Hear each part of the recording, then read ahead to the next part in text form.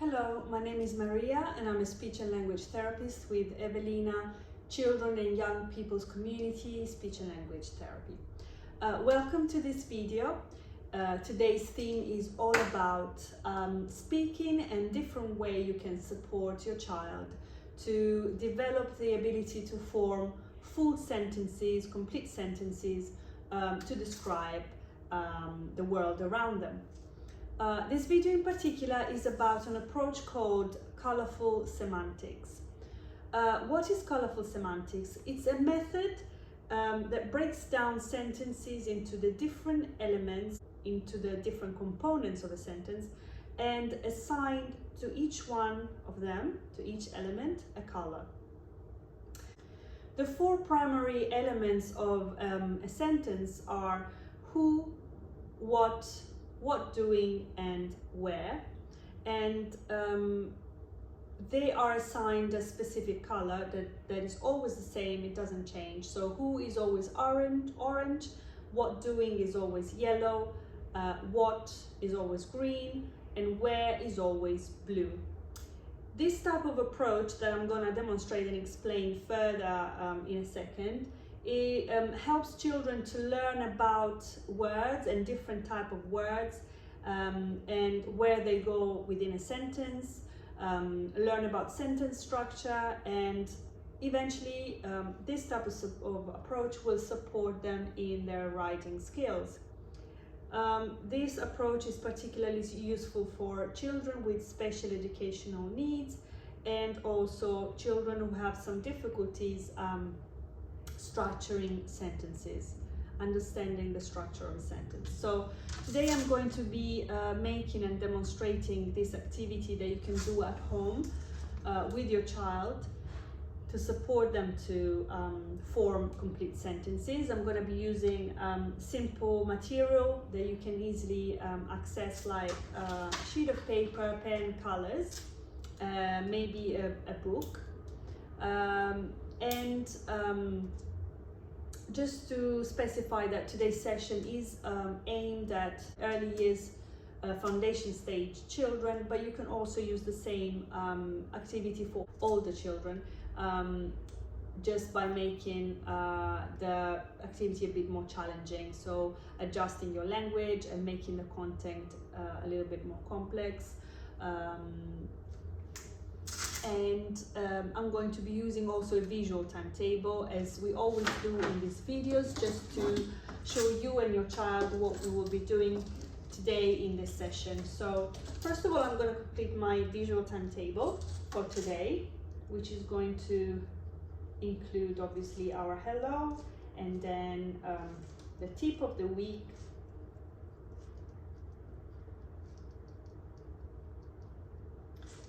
the activity will be next, and then a summary of what we've done, and then goodbye. So I've said hello and introduced the activity for today, so I'm going to cross it out. The next step is the tip of the week. So the tip of the week is to make sure that the words that we're going to use to describe an event or a picture are always color-coded with the same color that belongs to the particular category. I'm going to show you in a second. So you can either put the word on a colored background or put a colored frame around the word. So the child will have in this way always a constant and regular reference towards the color to make sure they identify the correct word that goes in a particular position in a sentence. So let's see how we can make this activity a little bit more understandable. So first of all, we are going to cross the tip of the week and we're going to demonstrate the activity. So we have to take our sheet of paper and we're going to divide it into 8 sections. So, oops.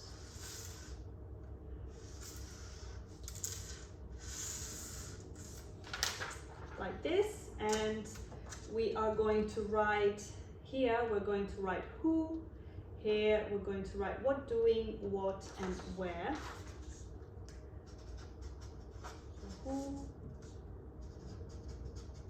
what doing,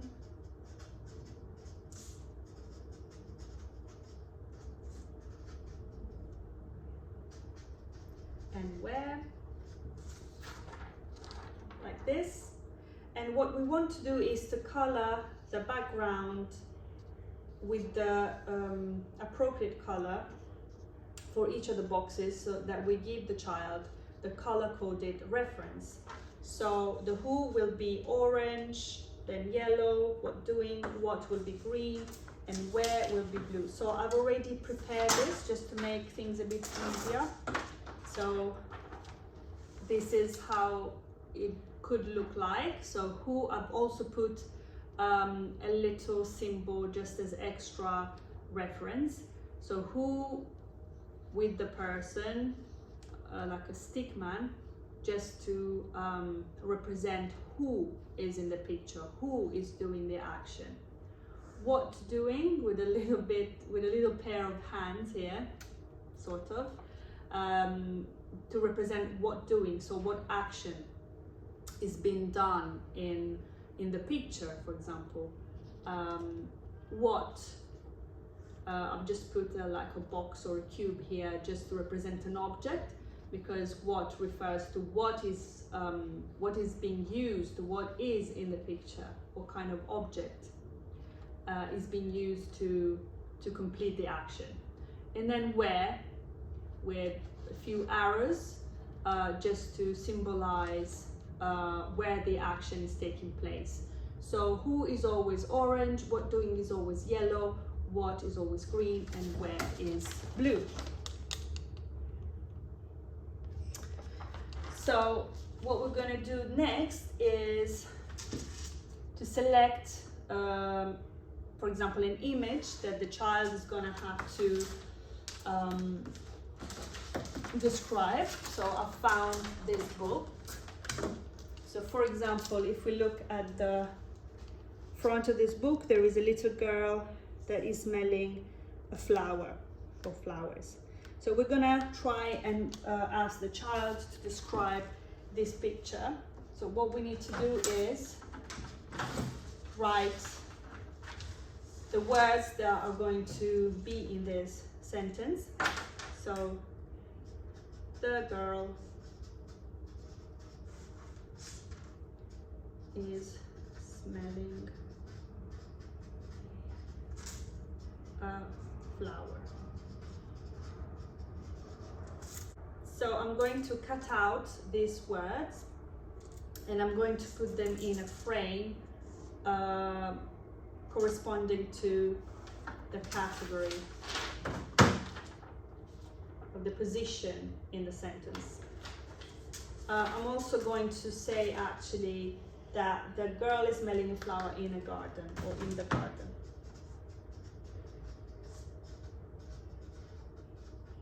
What I can do is also include a few odd words just to give the child the option to choose between, for example, two people who are doing the action or two actions, and just make sure that they identify the right action that is being portrayed in the picture. So for example, I can include is eating,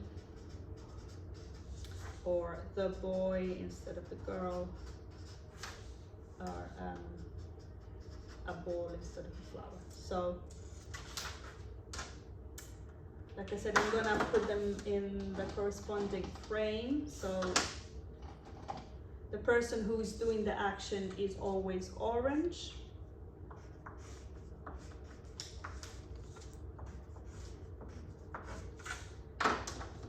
The action itself is always yellow.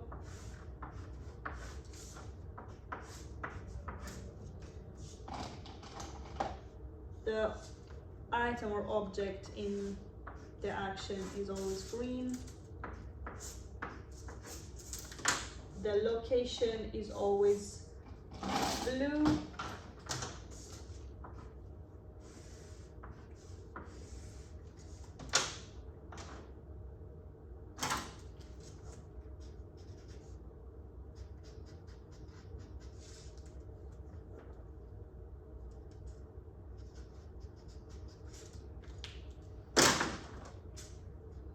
And now we have to cut out with a pair of scissors. So just to show you, I have put different words in the frames. So the person who is doing the action is orange, the action itself is yellow, the item that is being used to do the action is green, and the location is blue. So I'm going to quickly cut out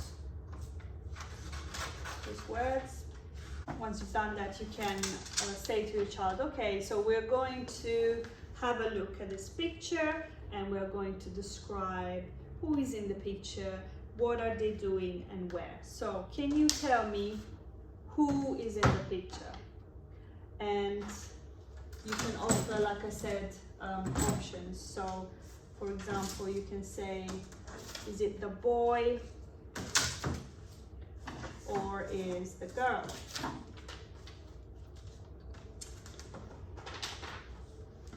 Is it the boy or is it the girl?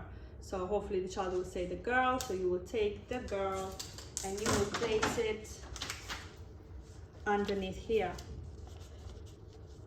The girl, so that the orange matches the orange of this color code. Next is, what is the girl doing? What is the girl doing? Is she eating? Is she eating or is she smelling? So the child will say, oh, she's smelling. So we will put is smelling.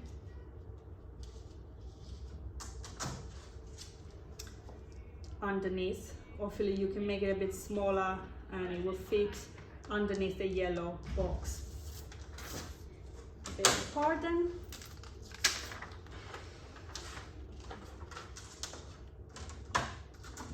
The next thing is, what is she smelling? Is she smelling a flower or a ball? And then the child will look at the picture and identify the flower. So we can put the flower underneath the green box. And finally we can ask, where is she smelling the flower? Is she in the garden or in the sea, in the kitchen, at school? And hopefully the child will select in the garden and you will put this here. So in the end you will have, you can compare the picture with the sentence and you can say, oh, that's really good describing. We can see that the girl is smelling a flower in the garden. Well done. And you can go on with this activity for different pictures. Just make sure that there are simple actions represented in the pictures and the child can easily describe at this level. So it will be a bit easier for them. And you can practice with as many pictures as you want, just to get the child used to the idea of using these 4 elements to form a complete sentence. So this is the activity using the Colourful semantics approach. I hope you've enjoyed it and you will have a go at it at home. As you can see, we've used very accessible and easy material, and I hope you will always also use a visual timetable like this one that I've used here. We've done our activity, we can cross it out. Now we are doing a summary. So actually, just to highlight that using visual timetable like this will also give the child the opportunity to get used to the idea of structure, so you can so they can always see where in the activity, at what point we are, at what stage, and they can see when we're reaching towards the end. It just helps them to cope with the activity and give them a sense of structure. You can also use a much simpler one just with the now and next. So for example, now activity, next dinner or playtime, for example. If you have any questions or queries about this video or anything else, please have a look at our website, because you will find that a lot of questions are already answered on the website, especially in the section advice and support. Our website address is www.evelina.nhs.uk/community speech and language, and you can also find a lot of information and support on our Facebook page, where we regularly upload content and videos to offer you support. If you cannot find an answer to your question, you're welcome to email us and someone will get back to you as soon as possible. The email address is gst-tr.contactsrt@nhs.net. Thank you so much for joining us today. Thank you for watching this video. I hope you enjoyed the activity and you will have the opportunity to do it at home with your child. I hope it was useful. You can find another video next week that we will upload, and you can also rewatch this video at any time. Thank you so much and goodbye.